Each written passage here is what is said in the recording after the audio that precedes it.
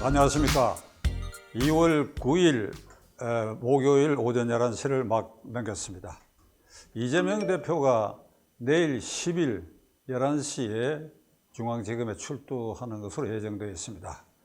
당초에는 주말에 가겠다고 했는데 검찰이 지난번에 이어서 이번에도 주말은 안 된다 그랬더니 10시에 와라 했는데 11시에 가겠다.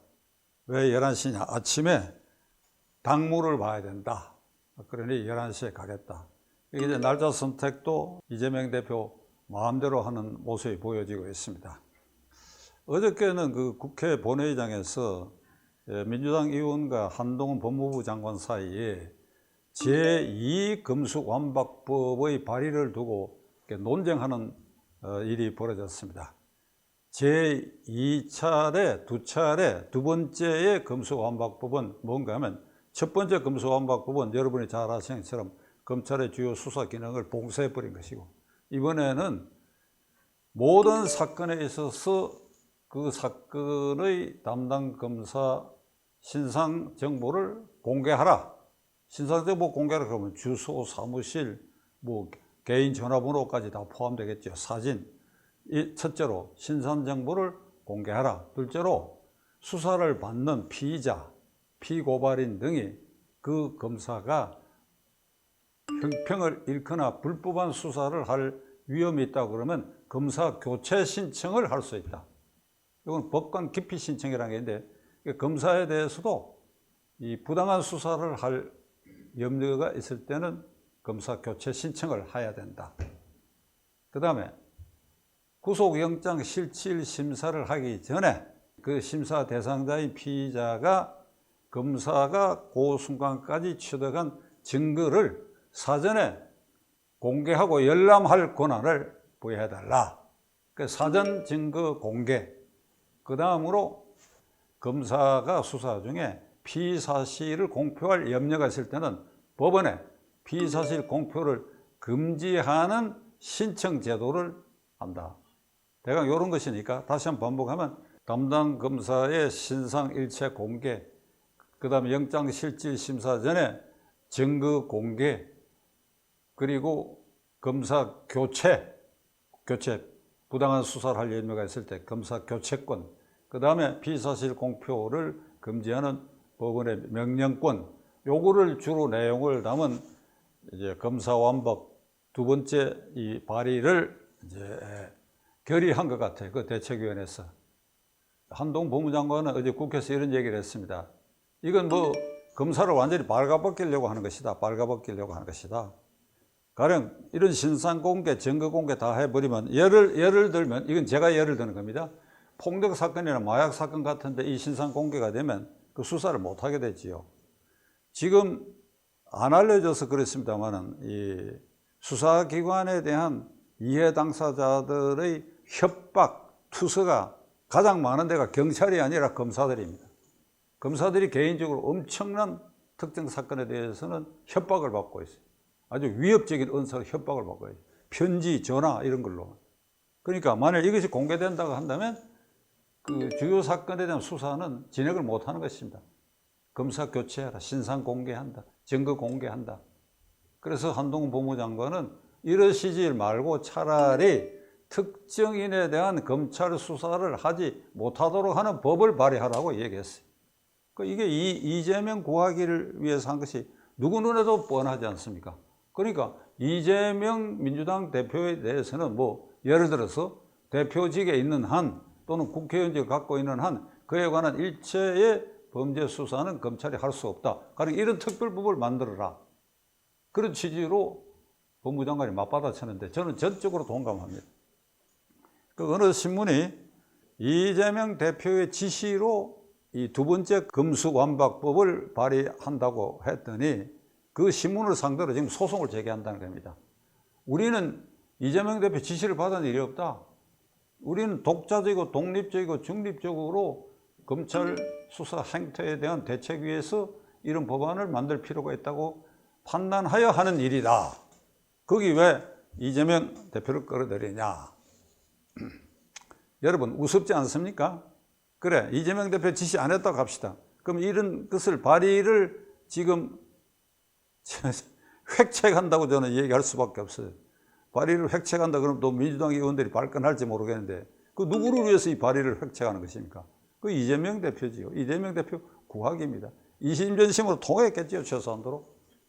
이재명 대표는 2년 전 민주당 그러니까 2021년 9월부터 진행된 민주당 대통령 후보 경선 과정에서 당내 개파에서 폭로된 대장동 게이트 이 사건들이 지금 1년 4개월 동안 지금 그건 공직선거법 위반은 이미 기소된 지 몇 달이 되었고 그리고 모든 사건에 대해서 이제 두 번째 출두를 앞두고 있는데 전부 부인을 했어요.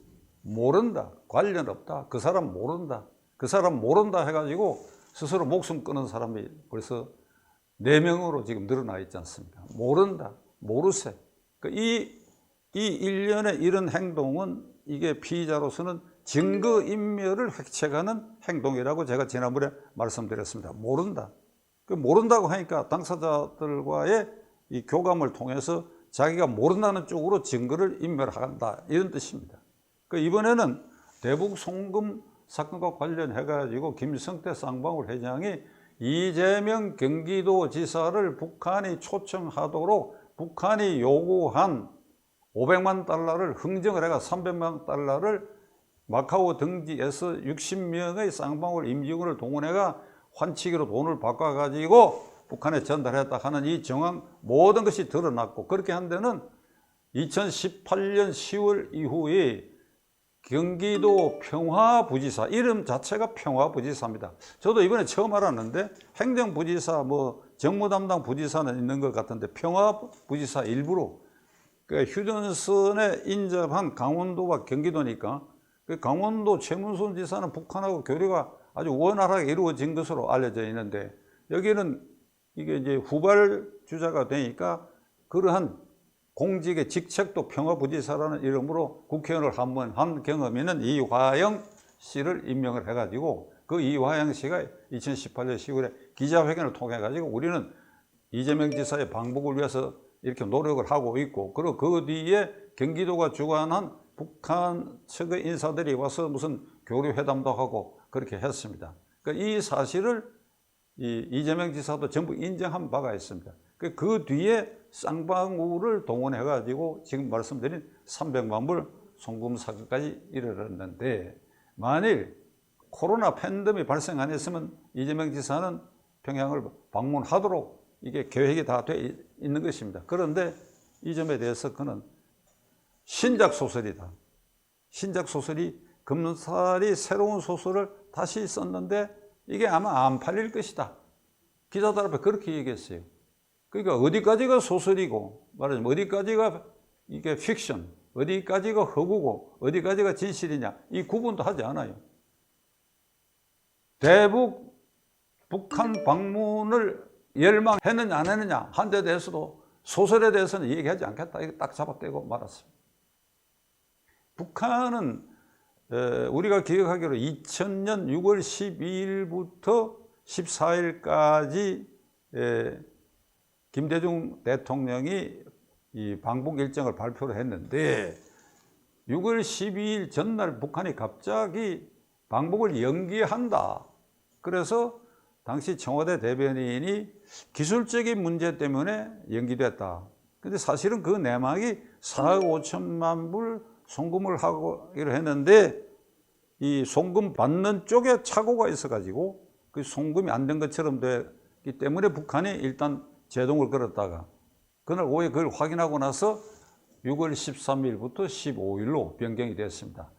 그러니까 이 송금이 확인이 됐기 때문에 그 사전에 확실히 됐다 그러면 6월 14일 공동성명, 6.14 공동성명이 될 뻔했는데 그 송금 사실 확인이 하루 늦춰지는 바람에 6.15 공동성명이 나오게 됐다. 그 중앙일보 사주와 간부들이 이 언론 취재와 관계해서 북한과의 문화교류를 위해 방북한데도 떼돈을 갖다 줬다. 그리고 태영호 의원 말에 의하면 이게 국제 구호단체가 구호 물품을 보낼 때도 국내 유통 비용은 또 따로 받는다는 것이에요. 꽉 먹고 알 먹고. 이게 이제 북한의 행태인데 이재명 지사의 방북을 둘러싸고 쌍방울이 300만 불을 제공하고 그 방문하기로 계획을 세웠던 그것은 너무나 명명백백한 일이고 증거가 넘쳐납니다. 그런데도 이걸 신작 소설이라고.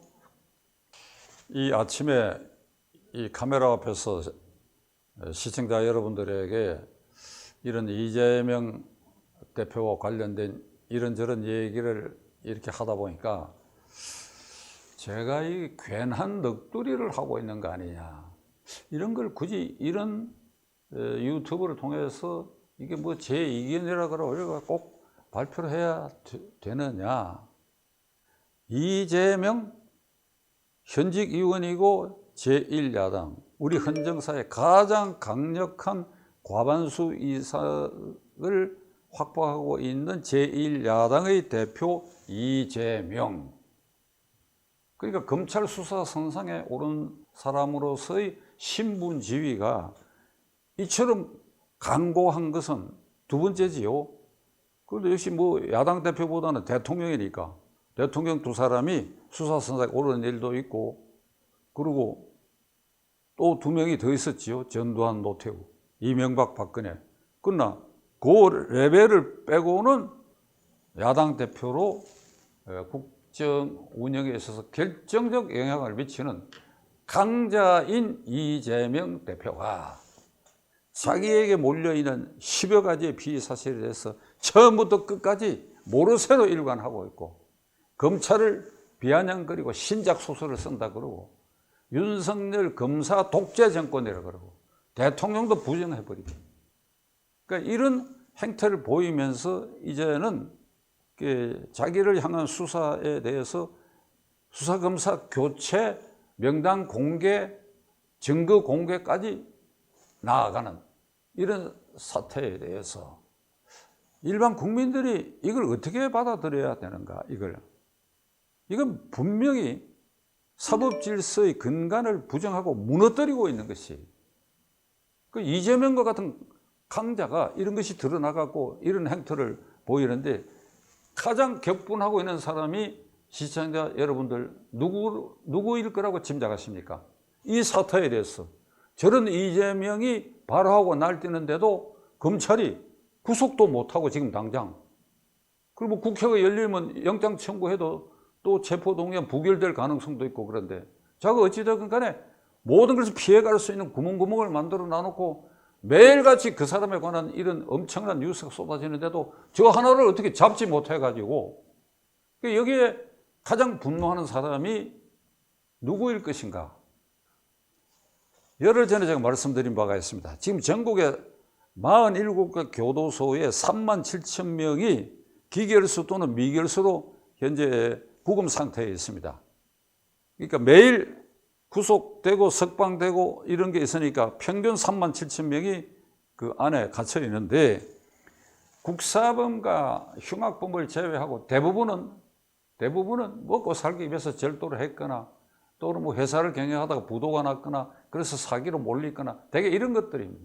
그러니까 이런 사람들이 거기 앉아서 중형을 선고받거나 재판을 대기하거나 하는 사람들 입장에서는 바깥에 있는 교도소 담장에 우리보다도 더 큰 도둑놈, 더 큰 범죄자가 활개치면서 검찰을 희롱하고 대통령을 무시하고 사법질서를 근간에서 허물어뜨리는 이런 행동을 하고 당당하게 돌아다니고 있다 이거지.